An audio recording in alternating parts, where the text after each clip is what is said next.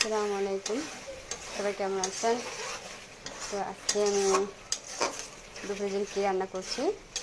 তো এখানে হচ্ছে কলিজা কলিজা ফ্যাপসা, আর এখানে কয়েক টুকরা লেজের মাংস আছে, আর আলু দিয়ে যে মশলা কষাচ্ছি, আলু দিয়ে মাখা মাখা করে রান্না করব। মশলাটা আরেকটু কষলে তারপরে কলিজা এগুলো দিয়ে দিব।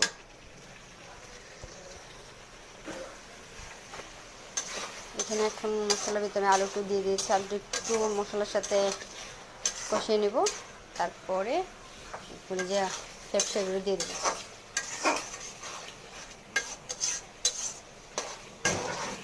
আমার সাথেই থাকেন আপনারা।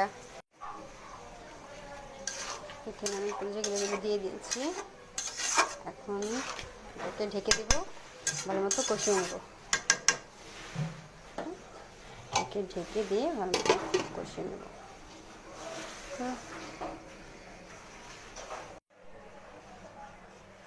ফাইনালি আমার রান্না শেষ। এটা কলিজা ফ্যাপসা ভুনা। তো কেমন হয়েছে সবাই বলবেন কেমন হয়েছে এটা দেখতে। সবাইকে আসসালামু আলাইকুম, সবাই ভালো থাকবেন। ফাইনালি আমার রান্না শেষ, কলিজা ভুনা তো কমপ্লিট হয়ে গেছে। এই দেখুন কেমন হয়েছে সবাই বলবেন। সবাই অনেক ভালো থাকবেন। সবাইকে আসসালামু আলাইকুম, আল্লাহ হাফেজ।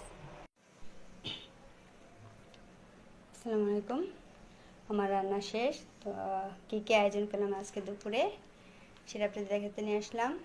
এখানে ভাত, এখানে আছে ডাল চচ্চড়ি, আর এটা হচ্ছে কলিজা ফ্যাপসা ভুনা, আর এখানে করলা আর কারকল ভাজি, এটা বড়া, ডালের বড়া, আর ডিমটা হচ্ছে আমার ছোটো ছেলের জন্য, কারণ ও কলিজা ভুনা খাবে না, এই জন্য ওর জন্য ডিম, আর হচ্ছে শসা লেবু। এই তো আজকে আমাদের দুপুরের খাওয়া দাওয়া।